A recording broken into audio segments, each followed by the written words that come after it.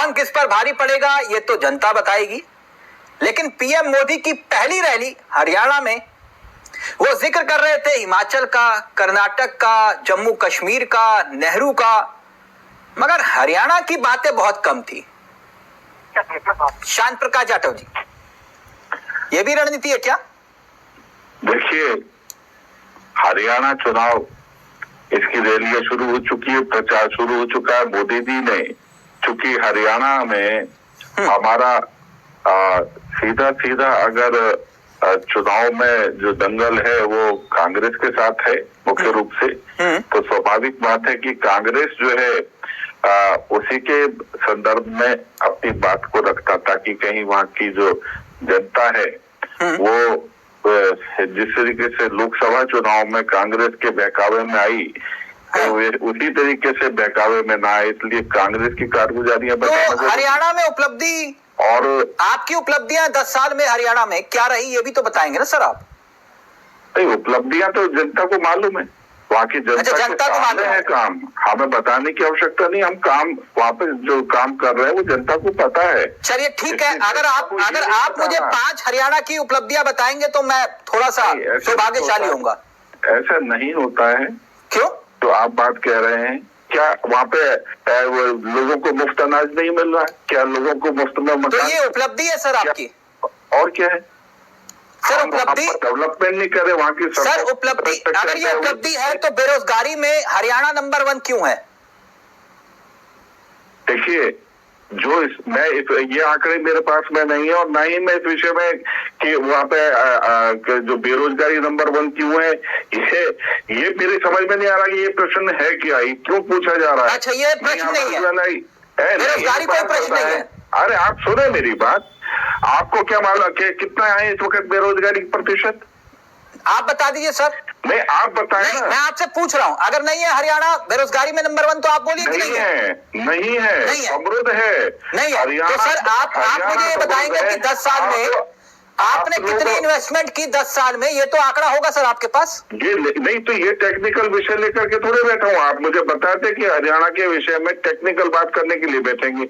अच्छा। आप मुझे ये बात कहते तो मैं यहाँ टेक्निकल विषय के बारे में साफ कहता कि मुझे जानकारी है या नहीं, किसी अर्थशास्त्री को बैठाते। अच्छा। मैं वहाँ पर केवल पॉलिटिक्स के विषय में और जो हमने वहाँ पर काम किए हैं उसके विषय में बात कर रहा हूँ। अब आप वहाँ पर कि कितना पैसा, आप कह रहे हो हमने मुफ्त में अनाज दे दिया, ये हमारी उपलब्धि है। बेरोजगार है, ये प्रश्न कर, मतलब आप एक बार बताएं, आप मुझे बताएं कि कितना है वहाँ पर, क्या नाम है, बेरोजगारी। सर मैं तो आपको ये पूछ रहा हूँ ना कि अगर कांग्रेस ये कह रही है कि 6 IMT, एक मिनट आप मेरे ऊपर गुस्सा हो रहे हैं, मैं तो आपसे ये प्रश्न पूछ रहा हूँ कि बेरोजगारी है या नहीं है हरियाणा में। आपको ये बताएं कि हिमाचल प्रदेश में इस वक्त बेरोजगारी की दर क्या है? अच्छा, हिमाचल प्रदेश में बेरोजगारी और हरियाणा का विषय सर, मैं एक मिनट, आप मुझसे जाटव जी नाराज मत होइए, मैं तो सिर्फ आपसे ये जानना चाह रहा हूं। आपको मैं बता रहा हूँ कि प्रश्न कैसे पूछते हैं। अगर प्रश्न ये पूछना है तो आप मुझे पहले बताएं कि मैं इस प्रकार के प्रश्न करूंगा तो मैं बैठूं और मैं उसी तैयारी के साथ बैठूं। आप एकदम कह देंगे कि कितने किसान हैं, कितने किसानों को लाभ मिल रहा है, आप बताएं। अच्छा, उदाहरण के तौर पर तो मैं यहाँ पे झूठ सच बताना शुरू कर दूं। जाटव जी, उदाहरण के तौर पर कांग्रेस ये दावा करती है कि हमने 6 IMT खोले, हमने 6 IMT बनाए, आपने कितने बनाए? मैं ये तो जान सकता हूँ ना। कहाँ पर उन्होंने 6 IMT कहाँ बनाए? हरियाणा में। तो वो कांग्रेस दावा कर रही है, तो मुझे मैं ये गिनती करके काउंटिंग करके थोड़ी बैठा हुआ हूँ। सर आप ये तो बताएंगे कि आप विकास का पैमाना क्या है? आपने कहा हरियाणा में फिर विकास का पैमाना क्या है? विकास का पैमाना यह है कि वहां पर सड़कों की स्थिति आप देखें कि कितनी बढ़िया सड़कों की स्थिति है, वहां पर जो डेवलपमेंट के काम हुए हैं वो देखें, वहां पर हमने मकान जो दिए हैं, जो जिनके पास में मकान नहीं थे, कच्चे मकान थे, उनको पक्के मकान दिए हैं। सर सड़कों की स्थिति से याद आया मुझे, वो फरीदाबाद में एक घटना घटी है, अंडरपास में 2 लोगों की मौत हो गई। मैं सौभाग्यशाली था क्योंकि उसी अंडरपास में मैं खुद फंसा था, मेरा एक्सीडेंट हुआ था, तब भी मैंने ये सवाल किया था, और वहां पर उसी अंडरपास में 2 लोगों की मौत हो गई फरीदाबाद में। मैं भुगतभोगी हूं उस घटना का। उसके चोट के निशान आज भी मेरे पैर पर है। क्या घटना तो बताओ ना कि क्या घटना हुई है। अच्छा, अंडरपास में लोग मर गए सर, पता ही नहीं चला आपको? फरीदाबाद की घटना बता रहा हूँ, दिल्ली एनसीआर की। आपने सड़कों की बात की, मैं उसी हालात की बात कर रहा हूँ। वहां पे पानी भरने की वजह से हुआ ना। तो ये विकास का पैमाना सर? तो पानी नहीं, एक बात बताए, पानी इस वक्त में कहाँ नहीं भर रहा है? अच्छा, कहाँ नहीं भर रहा है? तो यानी मौत के कुएं में कोई जा रहा है, उसको रोकने की जिम्मेदारी भी किसी की नहीं है? नहीं तो पानी एक बार बताओ ना, कहाँ नहीं भर रहा है? जो इस वक्त में आपदा आ रही है, जो कंटिन्यू बारिश हो रही है, आप उसके बारे में जो है ना कि वो केवल सीधा सरकार दोषी हो गई। सरकार की जिम्मेवारी है, इसमें कोई दो राय नहीं है।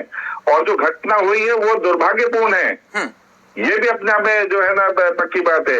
मगर जो इस वक्त आपदा आई हुई है उसके ऊपर तो किसी का नियंत्रण नहीं है।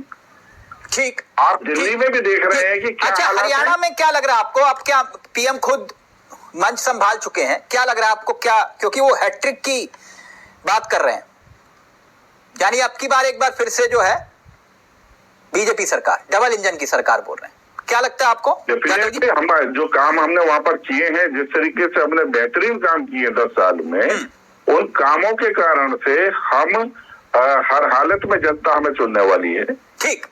ठीक, आपने कहा कि आपको जो मोदी जी ने जो बातें कही हैं ठीक नहीं, अभी सुने मेरी बात, आपने उत्पात मचा करके इधर से उधर की बात कर दी। सर उत्पात नहीं मचा रहा सर, मैं सवाल पूछ रहा हूं के पास में। ऐसे नहीं होता है। मैं पहले ही आपका जो गेस्ट कोऑर्डिनेटर आता है ना, तो मैं उससे पूछता हूँ तिलक जी है क्या, क्योंकि तिलक जी जो है जिस तरीके से इरिटेट करते हैं उसमें मजा नहीं आता तिलक जी आपके साथ में डिबेट करने में। ठीक, आप बिल्कुल कड़े प्रश्न करें, मगर इस प्रकार के प्रश्न करें सर, दिक्कत ये है ना, प्रकार का आपके सामने वक्ता बैठा हुआ, बोलने के लिए जो बैठा हुआ है ना, शांत प्रकाश जी, अगली बार कार्यक्रम सुने मेरी बात, आप मेरी बात सुने, आपको पूरे सवालों की चिट्ठी भेज दूंगा सर। नहीं, बात अगर मेरे सवालों से इतनी परेशानी है आपको? नहीं, मेरी परेशानी, मेरी सवालों से परेशानी नहीं है। आप जो बातें पूछना चाहते हैं उसके लिए अपने गेस्ट कोऑर्डिनेटर को बताया करें कि आज इस विषय पर बात है।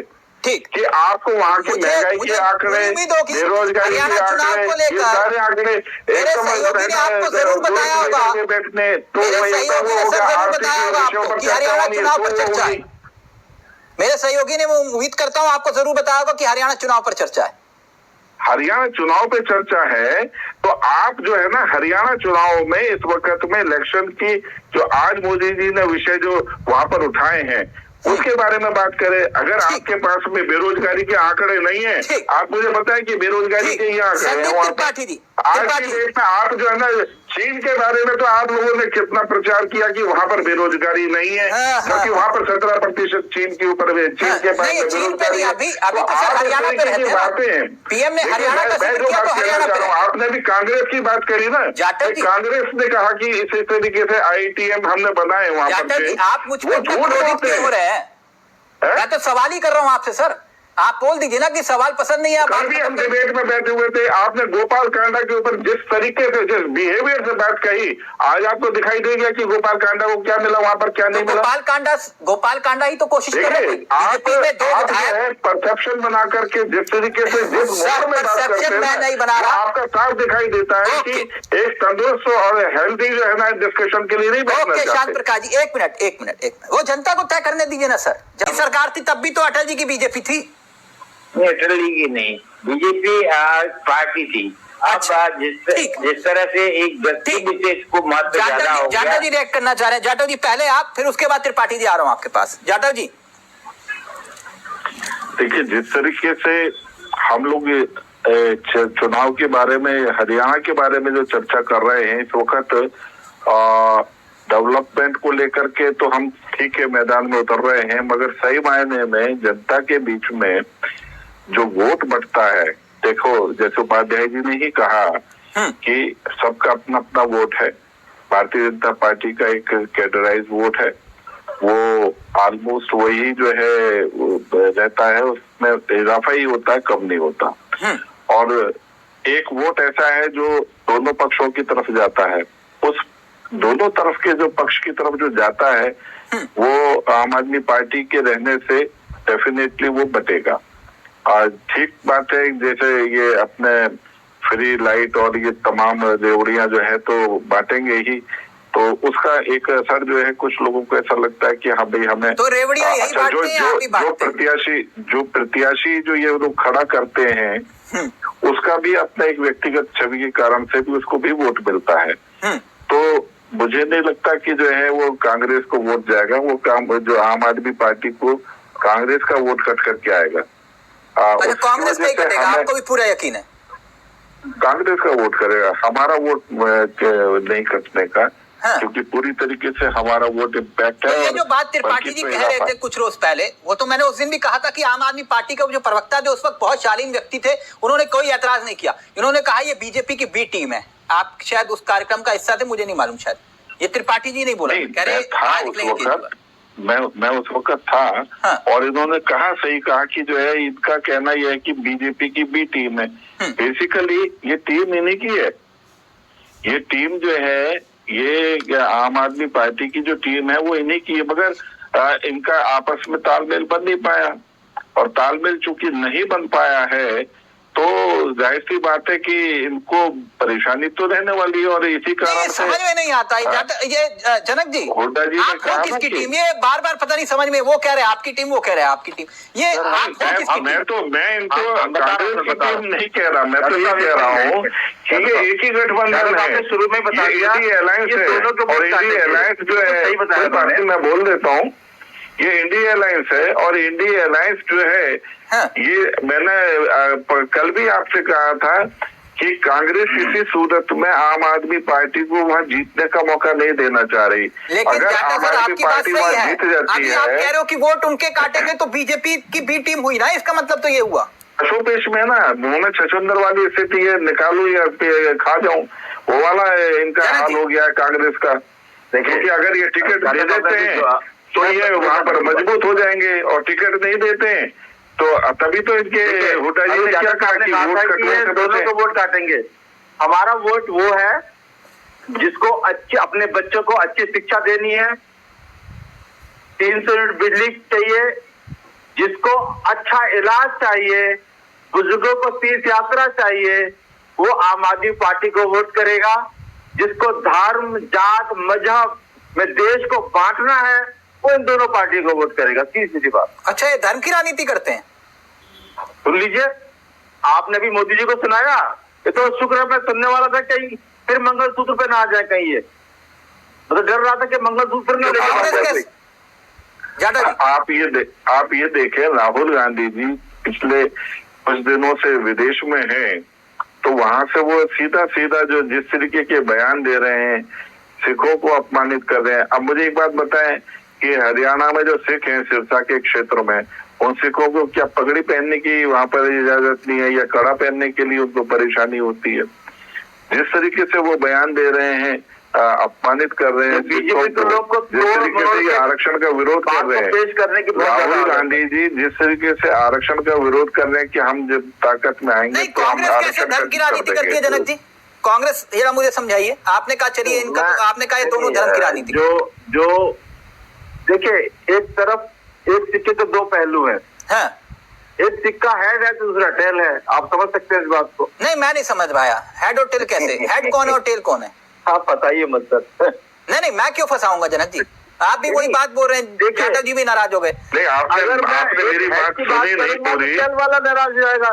नहीं, आपने कहा कि ये जो है धर्म की राजनीति करते हैं। त्रिपाठी जी बताइए कैसे करते हैं धर्म की राजनीति? बताइए ना जनक जी, ये कैसे करते हैं कांग्रेसी धर्म की राजनीति? मैं बताता हूँ, ये नहीं बता पाएंगे। मैं बताता हूँ, मैं जहाँ पे हूँ उत्तर प्रदेश में, वहाँ लाइट भी नहीं आ पाती पूरी तरह। अब सर इसके लिए भी आप कहो गजब कहानी। यहाँ पर बताऊँ, लाइट चली गई तो मैं अंधेरे बैठा हूँ। मतलब ठीक है, जाटव जी पहले बोलेंगे, फिर त्रिपाठी जी आपके पास आ रहा हूँ। लाइट भी नहीं है, वो भी उसके लिए भी गजब। अरे ये 24 घंटे लाइट देने वाले हैं योगी जी। तो दिल्ली में आती है 24 घंटे लाइट? अरे क्यों नहीं आती है? अच्छा ठीक, उपाध्याय जी दिल्ली में बैठे हुए हैं। जाटव जी प्लीज अपनी बात पूरी करिए, फिर त्रिपाठी जी लाइट कहिए, देखिए जरा आप। जनक जी एक मिनट प्लीज। बोलिए जाटव जी, आप पहले, आप त्रिपाठी जी आपके पास। राहुल गांधी जी वहाँ अमेरिका में बोल रहे हैं विदेश यात्रा में कि मैंने वेद पुराण उपनिषद सबका अध्ययन किया है और वो कुछ भी नहीं है उसमें, कहीं हिंदुत्व के बारे में जिस तरीके का जो बयान दिया है उन्होंने पूरी तरीके से उसको नकार दिया। अब आप ये लगाएं कि वहां बैठ करके सनातन को जिस तरीके से अपमानित कर रहे हैं, सिखों को अपमानित कर रहे हैं, ये धर्म की राजनीति नहीं है तो क्या है? इन दोनों को अपमानित करने से वो लोग खुश हो रहे हैं, मुस्लिम समाज खुश हो रहा है, ईसाई समाज खुश हो रहा है। तो इस तरीके का जो बयान जो दे रहे हैं राहुल गांधी जी, वो इनकी मानसिकता है, वही इनकी जो है ना विचारधारा है। और सही मायने में इनके जो राजनीति तो आप कर रहे हो, जो राहुल गांधी कर रहे हैं विदेश में जाकर, जो बात जाटव जी कह रहे हैं। जवाब दीजिए आप, फिर उपाध्याय जी आ रहा हूं आपके पास। नहीं, देखिए आरएसएस की सोच ये है कि इस देश में दलितों पर कोई अत्याचार नहीं होता। जाटव जी कहते हैं कि दलित तो एकदम राम राज्य में एकदम हनाहन मामला है, एकदम चकाचक दलितों के साथ अत्याचार नहीं हो रहा है। मतलब एनसीआरबी का आंकड़ा उनको नहीं दिखता। अगर राहुल गांधी जी ने उदाहरण के रूप में सिख की बात कर ली तो इनके पेट में दर्द तो होना शुरू हो जाता है। जबकि जिस कहाँ पर किसी को पगड़ी नहीं बांधने दी जा रही, की जिम्मेदारी इनके पैतृक संगठन आरएसएस में लिया। पाठी जी बताइए ना, कहाँ सिख को पगड़ी नहीं पहनने दी जा रही, बताइए। पर राहुल जी ने उदाहरण के रूप में ये कहा कि उदाहरण आपने सिखों का दिया, तो मैं वही पूछ रहा हूँ। आपने 1984 में 3000 सिख दिल्ली में जला दिए। अरे तो आरएसएस के लोगों ने मारा भाई, आपके वही आप लोगों ने 3000 सिखों को जला दिया और 1984 से जिहादियों ने मारा। 1990 तक उनकी FIR तक होने दी। सिख का दंगा हुआ था कि कांग्रेस और सिख का दंगा हुआ था, इतना बताइए। कांग्रेसियों ने सिखों को जलाया था, कांग्रेस ने सिखों को जलाया था। सज्जन कुमार और जगदीश टाइटलर मुख्य रूप से उसमें आरोपी है। हमने उनको आज के अखबार में भी जगदीश टाइटलर के ऊपर जो है कोर्ट ने मुकदमा चलाने की जो है ना घोषणा की है। आप इस चीज को नहीं भाग सकते। और राजीव गांधी जी का जो बयान है उसमें उन्होंने स्पष्ट कहा कि जब बड़ा पेड़ गिरता है तो धरती हिलती है। अच्छा ठीक, एक मिनट शांत प्रकाश जी, एक सेकंड, यो बात शांत प्रकाश जी सही कह रहे हैं। सज्जन कुमार और जगदीश टाइटलर कौन है? पर उसमें से एक अभी तो भाजपा ज्वाइन कर लिए है। अच्छा, जाखड़ जी। कौन? भारतीय जनता पार्टी के साथी है। कौन ज्वाइन कर लिए भाई? जाखड़ जी को जानते हैं? किसने ज्वाइन किया? जाखड़ जी को जानते हैं कि नहीं जानते हैं? जाखड़ जी, मैं आपसे पूछ रहा हूँ जगदीश टाइटलर और सज्जन कुमार कौन है? वो तीसरा नाम नहीं ले रहे ना, इसलिए तो मैं कह रहा हूँ। नहीं तो मैं दो नाम पूछ रहा हूँ ना, दोनों का बता दीजिए। तीसरा क्यों नहीं ले रहे? भाजपा में चले गए। अच्छा, जो सज्जन कुमार और जगदीश टाइटलर नहीं, ठीक है। ये विषय भटक रहा है। एक सेकंड उपाध्याय, विषय नहीं भटक रहा, किसी का भी नाम ले दें। कमलनाथ का नाम जानते हो ना? कमलनाथ जी का भी नाम जानते हो या नहीं? के लिए बैठे बिल्कुल सबको जानते हैं। हाँ, और यही वो लोग हैं जिन्होंने 1984 में सिखों को जलाने का, पेट्रोल डाल करके, टायर डाल करके जलाने का कृत्य किया था। कांग्रेस ने किया था। आप बात कर रहे हैं 6 साल तक लोगों ने अपने केश कटवा दिए, दाढ़ी कटवा दी, और आप बात कर रहे हैं कि सिखों को तो आप लोगों ने रोका। हो गया, सिखों को तो मजबूरी वश आपके शासन में, जब तक आप लोगों का शासन रहा तब तक वो पगड़ी नहीं बांध पाए, वो कड़ा नहीं पहन पाए, बदल करके रहने के लिए मजबूर हुए। हम उसमें कॉलेज में पढ़ते थे। पाठी जी बोलिए जल्दी से प्लीज, फिर मैं आ रहा हूँ आपके पास। जाटव फाइनल कमेंट आप ही करूंगा सर, आप ही का प्लीज। तिलक जी, जिस पंजाब में सिखों की सर्वाधिक संख्या है, इनको आज तक वहाँ घुसने नहीं दिया उन लोगों ने। और हमको जिन पर ये आरोप लगा रहे हैं हमको सत्ता पर बैठा के रखे थे अभी 5 साल पहले, 4 साल पहले। मतलब आप समझिए कि उनको पता है कि हमको कांग्रेस के लोगों ने नहीं, आरएसएस के गुंडों ने मारे। त्रिपाठी ठीक है। उपाध्याय जी, ये हरियाणा चुनाव में क्या असर दिखाई दे रहा है आपको? ये पूरे समीकरण क्या दिखाई दे रहे हैं? यहाँ तक फाइनल कमेंट आपसे लूंगा मैं। ये विषय नहीं है, ये विषय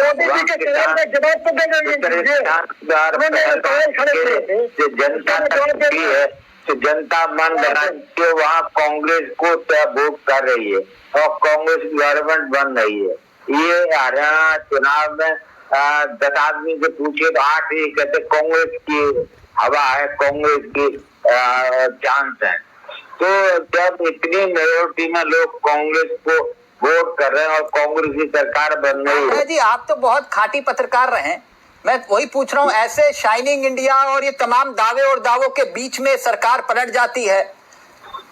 देखिए शाइनिंग इंडिया जनता नहीं कह रही थी, नेता कह रहे थे शाइनिंग इंडिया, किसान की आमदनी दुगनी हो जाएगी, काला धन आएगा सबको बढ़ जाएगा, वो जनता नहीं कह रही थी, वो नेता कह रहे थे।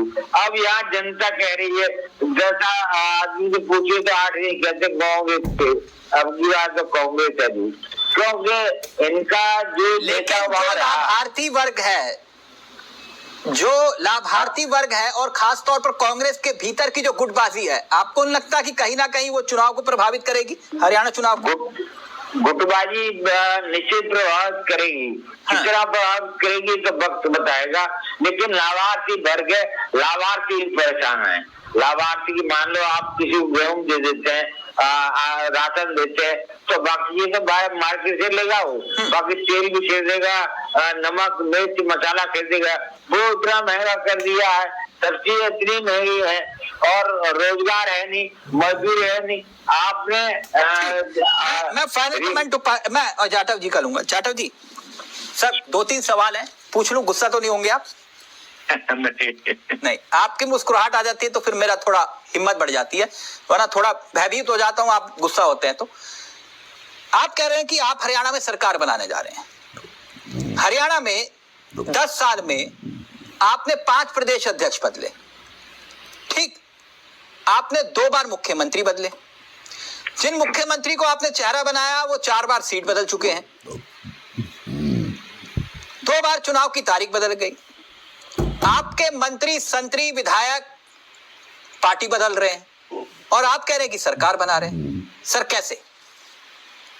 देखिए, जिस तरीके से आपने कहा कि 4 प्रदेश अध्यक्ष बदले गए, तो 10 साल के अवधि में 3 प्रदेश अध्यक्ष तो वैसे भी बदले ही जाने थे ना।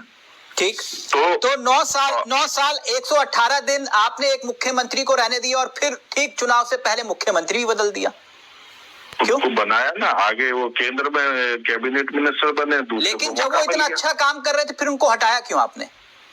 मैंने कहा ना कि हर एक कार्यकर्ता को मौका मिलना चाहिए, वो उनका तजुर्बा है, वो तो आप नयाब सिंह सैनी भी रहेंगे या फिर कोई और रहेगा? फिर से बोले क्या? मैंने कहा सैनी जी ही मुख्यमंत्री बनेंगे अगर आपके मुताबिक आपकी सरकार आ रही है। फिलहाल तो सैनी जी ही हैं और उन्हीं के नेतृत्व में चुनाव हो रहा है। सैनी जी ही रहेंगे ना? मैंने बताया ना कि फिलहाल सैनी जी हैं, हाँ। चुनाव के बाद भी सैनी जी ही रहेंगे, सैनी जी ही रहेंगे, क्योंकि उन्हीं के नेतृत्व में चुनाव हो रहा है। ठीक, तो सैनी जी ही मुख्यमंत्री बनेंगे आपकी सरकार आएगी तो? डेफिनेटली, वो सर्वप्रिय हैं और काम अच्छा हो रहा है प्रदेश के अंदर। लेकिन वो जो बात आम आदमी पार्टी कह रही थी कि शिक्षा विभाग में कुछ पद भी खाली पड़े हैं, ठीक है, जो पद खाली पड़े हैं वो भरे भी जाएंगे। लगभग 50,000 पद शिक्षा विभाग में खाली पड़े हैं, 5,000 सरकारी स्कूल बंद हो गए। हाँ, तो 5,000 स्कूल किस लिए बंद हुए? किस लिए? क्योंकि उसके पीछे कारण तो मालूम पड़े कि किस लिए बंद हुए, क्योंकि वहां पर बच्चों की स्ट्रेंथ कम है, 50 से कम बच्चे जो हैं उन स्कूलों में जा रहे हैं पढ़ने के लिए। अच्छा। इस वजह से उन स्कूलों को बंद किया जाता है। वो हर एक स्टेट में होता है, उत्तर प्रदेश में भी है। तो इसलिए 5,000 सरकारी स्कूल बंद हो गए हरियाणा में। हाँ, क्योंकि वहां पर जहाँ पर 50 से कम बच्चे पहुंचते हैं पढ़ने के लिए, उन स्कूलों को बंद करा जाने का 50,000 शिक्षा के पद खाली हैं शिक्षा विभाग में। स्वाभाविक बात है, जब स्कूल बंद हुए हैं तो वो शिक्षा जो विभाग है, अब स्कूलों की जितने टीचर्स की जरूरत होगी उतने ही तो अब जहाँ पर बच्चे वो टीचर है। फाइनल कमेंट जल्दी से। नहीं, अभी पहले मेरी बात तो पूरी सुन ले। ठीक, जाके जब आपके स्कूल 5,000 बंद है तो हाँ, जब 5,000 स्कूल बंद हुए हैं तो जाहिर सी बात है उतने टीचर कम ही तो उसमें अपॉइंट किए जाएंगे, क्योंकि वो एक्सेस हो गया टीचर होगी ना सर फिर। हाँ, तो नौकरी कम हो गई है तो नौकरी बगैर किसी कारण के जो है ना स्कूल थोड़ी खोले जाएंगे या खोले जाएंगे खाली रखने के लिए कि नौकरियां पूरी करनी है, इसलिए 10 सेकंड त्रिपाठी जी बोलिए जल्दी से। नहीं, जिस तरीके से जादव जी कह रहे हैं कि यहाँ पर प्राइमरी स्कूलों को बंद कर दिया जा रहा है तो जो है बच्चे नहीं है, जब आप अध्यापक नहीं दोगे वहाँ पर कोई रहेगा नहीं तो जाहिर सी बात है कि पेरेंट्स अपने बच्चे नहीं दे देंगे। और दूसरी चीज, नई शिक्षा नीति में उन्होंने बड़ी होशियारी के साथ एक काम किया है कि 6 साल के पहले कोई प्राइमरी में अपने बच्चे को दाखिला नहीं कराएगा, तो 6 साल तक कोई पेरेंट्स इंतजार नहीं करेगा, तो जाहिर सी बात है नर्सरी में जाएगा ही। ये आपकी नई शिक्षा नीति है जिसकी वजह से ये हरियाणा सारी कथा है, ये इस पे बहस बहुत लंबी